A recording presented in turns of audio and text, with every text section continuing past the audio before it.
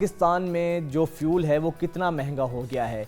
चाहे motor bike वाला हो या गाड़ी वाला हो, तो सबके लिए ये दर्द सर बना हुआ है कि 331 रुपए फी लीटर पर फ्यूल पहुंच चुका है। इसकी वजह से अक्सर लोगों ने अपनी गाड़ियां घर में खड़ी कर दी हैं, मोटर बाइक्स पर आ गए हैं, साइकिल्स पर आ गए हैं। तो लिहाजा आज हम आपके लिए बड़ी एक ज़बरदस्त खबर लेकर आए हैं। वो तमाम लोग जो अब फ्यूल के झंझट से परेशान थे, अब उनके लिए अच्छी खबर ये है कि चाइना की जो इलेक्ट्रिक कार्स की कंपनी है उसने अपना प्लांट पाकिस्तान में लगाने का ऐलान किया है, वो लगा रही हैं। तो इससे पाकिस्तान में जो एक बड़ा एक इलेक्ट्रिक रेवोल्यूशन जो है उसके आने के इम्कानात बढ़ गए हैं। और अगर ये हो जाता है तो इससे जो फ्यूल इतना महंगा है उसके झंझट से हमारी जान छूट जाएगी। इलेक्ट्रिक गाड़ियां पाकिस्तान में आएंगी, इसके दो फ़ायदे हैं। एक तो ये होगा, ये बहुत इकोनॉमिकल होंगी और फ्यूल कंजम्पशन भी इनकी नहीं होगी। और दूसरी चीज़, इन्वायरमेंटल के हवाले से, इन्वायरमेंटल चेंज के हवाले से बड़ा अच्छा कदम है। पूरी दुनिया तो इलेक्ट्रिक कार्स पर जा चुकी है। हमारी जो एयर पोल्यूशन है उसमें भी खासी कमी देखने में आएगी।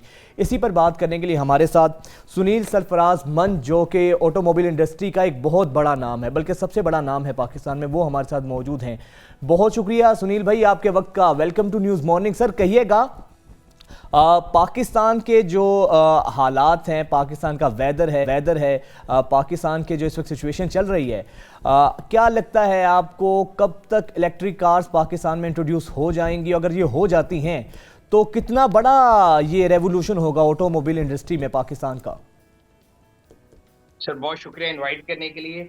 इलेक्ट्रिक गाड़ियां पाकिस्तान में क्या पूरी दुनिया में एक नया रेवोल्यूशन आ गया इलेक्ट्रिक कार्स का, और पाकिस्तान में थोड़ा लेट आया है। और जिस तरीके से आ रहा है मैं उस तरीके से एग्री नहीं करता हूँ। मैं आपको एक्सप्लेन कर देता हूँ। एक तो भी आपने इंट्रो में बताया कि ये गाड़ियां इकोनॉमिकल होंगी। ये इकोनॉमिकल होंगी अगर आप डे टू डे का एक्सपेंस देखेंगे, फ्यूल का खर्चा वर्सेज अगर आप इसको इलेक्ट्रिक गाड़ी का जो खर्चा निकालेंगे, यस इट्स इकोनॉमिकल।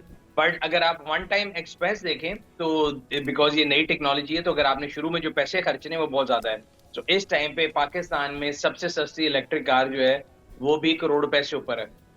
कोई भी आम आदमी, मतवसत तबके का आदमी, मेरे आपके जैसा आदमी जो जॉब पेशा है, वो इलेक्ट्रिक गाड़ी को ख्वाब भी नहीं देख सकता। फिर इलेक्ट्रिक रेवोल्यूशन पाकिस्तान में कैसे आएगा? इलेक्ट्रिक रेवोल्यूशन पाकिस्तान में आएगा टू व्हीलर और थ्री व्हीलर के थ्रू। मोटरसाइकिल्स और रिक्शा जब थ्री व्हील पे आए, थ्री व्हीलर जो इलेक्ट्रिक पे आएंगे, तब रेवोल्यूशन आएगा। अब इसके दूसरे मुद्दे पे भी आ जाते हैं कि जो दुनिया में बेसिकली इलेक्ट्रिक गाड़ियां हैं वो गो ग्रीन के नारे पे बिक रही हैं कि जी इन्वायरमेंटल फ्रेंडली है।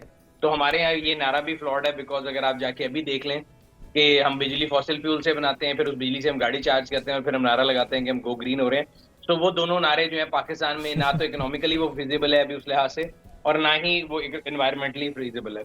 यही बात खुशाइंद है कि पाकिस्तान के अंदर बनना शुरू होगी तो शायद उसकी प्राइस अभी करोड़ रुपए से ऊपर इम्पोर्टेड की तो थोड़ी नीचे आ जाए। बट अगेन मुतवसत तबके के लिए, मिडिल क्लास के लिए ऐसी कोई चीज नहीं है, ना ही उसका ये फायदा है। मैं हमेशा कहता हूँ अगर आप अभी भी देखें पाकिस्तान में इलेक्ट्रिक गाड़ियां, तो वो हर उस घर में खड़ी होगी जिसके ऊपर सोलर भी लगा होगा, उसके पास गाड़ी का सोलर लगाने के पैसे भी हैं, महंगी गाड़ी लेने के पैसे भी हैं, बट आम आवाम से ये भी बहुत दूर है। अच्छा, इलेक्ट्रिक कार्स की तो सुनील आपने बात की कि वाकई ही में 1 करोड़ से कम की तो कोई भी इलेक्ट्रिक कार पाकिस्तान में मौजूद नहीं। और ज़ाहिरी बात है, एक आम आदमी क्या, एक अच्छा खासा जो मुतवसत तबके से ताल्लुक़ रखने वाला शख्स है या वाइट कॉलर बंदा है, वो भी अफोर्ड नहीं कर सकता। वैसे तो सुनील भाई, ये जो हमारी ऑटोमोबाइल इंडस्ट्री है, जो हमारी ये जो आम गाड़ियाँ हैं, ये भी अब तो इतनी एक आम आदमी की पहुँच से बाहर हो चुकी हैं, ये भी बहुत महंगी हो चुकी हैं। अच्छा, अगर ये फ़र्ज़ करें चाइनीज़ कंपनीज़ यहाँ पर आ भी जाती है, इलेक्ट्रिक कार्स आ जाती हैं, तो क्या होगा हमारी ऑटोमोबाइल इंडस्ट्री में? जो मुकामी लोकल कंपनीज़ हैं, होंडा, टोयोटा या बाकी जो गाड़ियाँ हैं, उनकी मांग में भी कोई कमी आएगी? उनके ऊपर भी इसका कोई इम्पेक्ट होगा, या आप समझते हैं कि फिजिबल ही नहीं है, गाड़ियाँ ही इतनी महंगी हैं और इलेक्ट्रिक के हवाले से पूरा एक सिस्टम आपका होता है, आपके बाकायदा जंक्शंस लगते हैं, टाइम कितना लगेगा इन गाड़ियों को यहाँ पर आने में? देखिए, दो चीजें हैं। एक तो जो एग्जिस्टिंग कंपनीज हैं उन सबके पास भी इलेक्ट्रिक गाड़ियां मौजूद हैं। मसला सिर्फ ये कि गवर्नमेंट जब भी कोई पॉलिसी बनाए उस पर कंसिस्टेंट रहे। हमारे यहाँ पॉलिसी कंसिस्टेंट नहीं होती है। एक दिन पता लगता है कि ये चीज अलाउड है, अगले दिन पता लगता है नहीं अलाउड है। आप पहले भी देख लें, जो 13 इदारे पाकिस्तान में आए थे, आप पिछले 2 साल से देखें, उनकी जो सिक्योरिटी हैं कभी वो रिलीज नहीं होती, कभी कोई मसला है। इस तरह नए आने वालों के लिए भी बहुत परेशानी का सामना तो होगा, लेकिन ये नहीं होगा दुनिया में कि एकदम जिसको गैसोलीन कार को आइस कार बोलते हैं, इंटरनल कम्बशन इंजन कार से आप ऑटोमेटिकली एकदम इलेक्ट्रिक पे नहीं जाएंगे। पहले उससे हाइब्रिड पे आते हैं, एक ट्रेजेक्टरी है। और उसपे हम आहिस्ता आहिस्ता आ रहे हैं लोकली मैन्युफैक्चर्ड एक गाड़ी तो आ चुकी हुई हाइब्रिड। अगली महीने के अंदर अंदर 2 और गाड़ियां लॉन्च हो रही हैं। Yes, the way is to go to electric. और हमारी फॉर्चुनेटली हमारी सोसाइटी में अगर आप देखें, हमारा जो टेक्नोलॉजी अडेप्शन कर्व है बड़ा स्टीप है। अगर आप स्मार्टफोन्स को देख लें, दुनिया में बड़ी आहिस्ता आहिस्ता गए थे, हम लोगों ने एकदम अडेप्ट किया था। तो इलेक्ट्रिक भी अडेप्ट करने में इशू नहीं है, बट जिस तरह आपने बोला था, it's a chicken and egg problem कि अभी तो ना चार्जिंग नेटवर्क है ना गाड़ियां हैं। 700-800 हज़ार के करीब इलेक्ट्रिक गाड़ियां पाकिस्तान में। जब आप चार्जिंग नेटवर्क वालों के पास जाएं, वो कहते हैं जी दिन में 1 से 2 गाड़ी आती है चार्ज होने के लिए। तो ये बिजनेस केस नहीं बनता। So it has to be think holistically.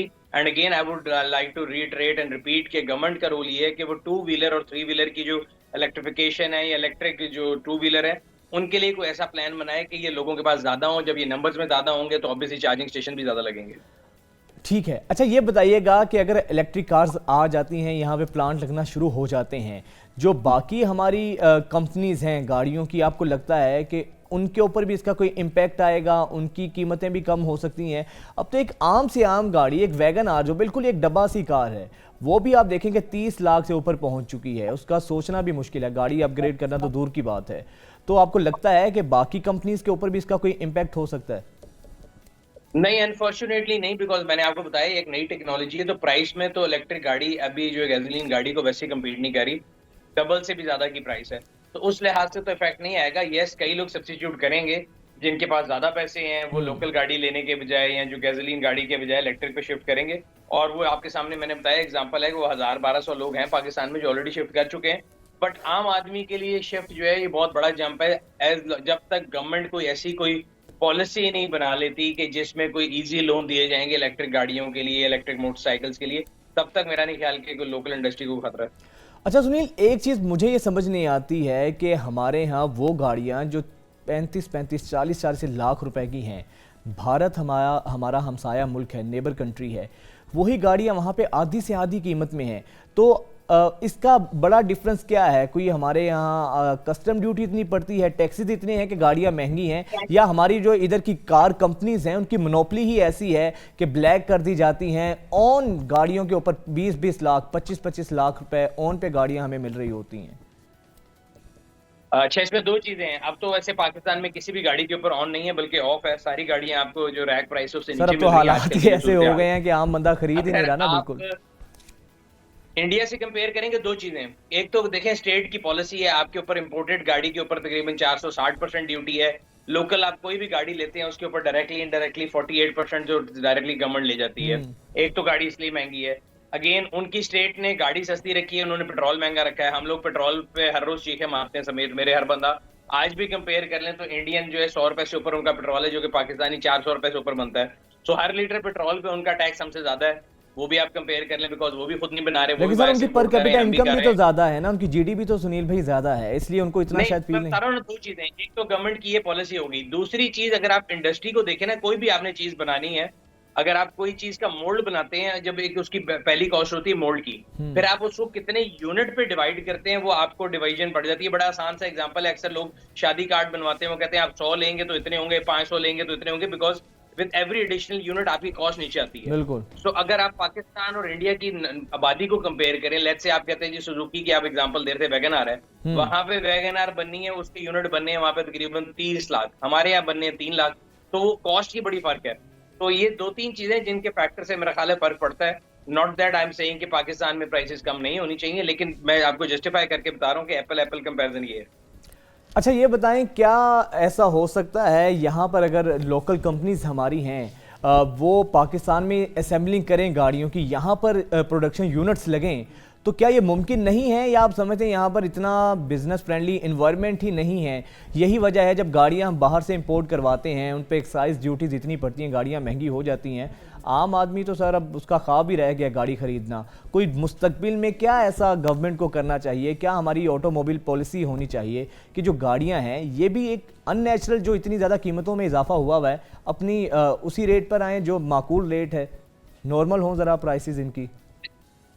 उसमें मेरा ख्याल है सबसे इंपॉर्टेंट तो ये है कि जो 13 कारसाज इदारे हैं उनको इस बात पे जो है ना कारबंद कराया जाए कि जो उनकी लोकलाइजेशन की पॉलिसी थी, जो कि लास्ट 2016 की ऑटो पॉलिसी में आया था, कि विद इन 5 साल जो है ना उनको लोकलाइजेशन इतनी ज्यादा करनी पड़ेगी वरना वो फिजिबल नहीं रहेंगे। और अब तो मोनोपोली नहीं रही, 13 कंपनी है, मार्केट कंपटीशन है, जो गलत प्राइसिंग करेगा, जो लोकलाइजेशन नहीं करेगा, वो मार्केट से आउट हो जाएगा। और पिछले 1-2 साल में डॉलर की जो उड़ान है, उससे ये पता लगा है कि जो लोकल गाड़ियां, जब तक लोकल कंपनियां जो है लोकलाइजेशन को नहीं बढ़ाएंगे, प्राइसेस उनके कंट्रोल में नहीं आएंगी।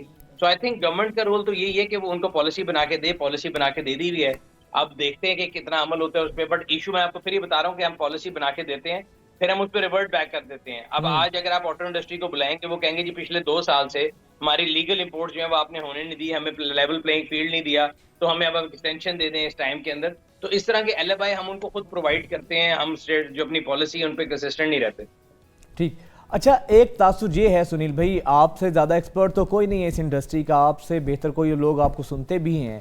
एक तासुर ये है कि हमारी जो इधर की लोकल इंडस्ट्रीज़ हैं, जो 13 कारसाज कंपनीज़ हैं, इनकी मोनोपली ही इतनी है, ये किसी भी ऐसी गाड़ी को आने ही नहीं देती। कोई भी ऐसी कोई इलेक्ट्रिक कार हो या कोई भी ऐसा कोई इलेक्ट्रिक रेवोल्यूशन हो जिससे इनकी इनसिक्योरिटी में इजाफा हो, तो इसको ये ऐसी पॉलिसीज़ बनाते हैं या इनके ताल्लुकात ऐसे हैं ऊपर की सतह तक कि ये किसी को एंटर ही नहीं होने देते कि इनकी चीज़ों पर फ़र्क ना आए।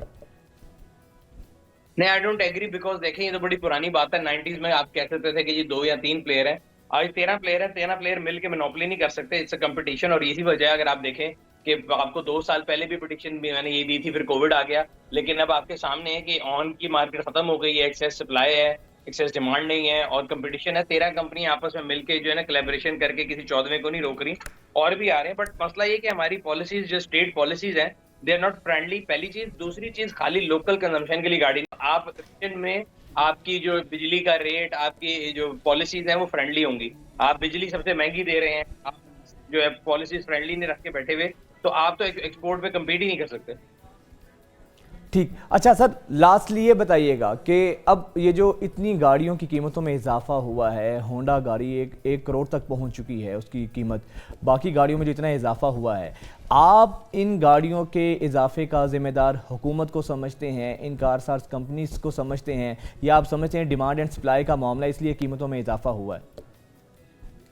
नहीं, डिमांड एंड सप्लाई तो बिल्कुल नहीं है। दोनों पहले वाले जो आपने नाम लिए, दोनों इक्वली रिस्पॉन्सिबल हैं, बिकॉज तकरीबन समझ लें 50% शेयर होल्डर है ना, 48% टैक्स आता है गवर्नमेंट को और बाकी कारसाज इदारे लेके जाते हैं।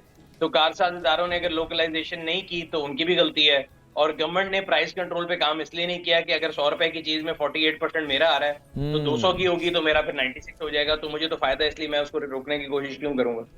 बिल्कुल, साहब ने सही निशानदेही की है। बहुत शुक्रिया, सुनील सरफराज मंज हमारे साथ मौजूद थे। हमारी हुकूमत का बेसिकली ये काम है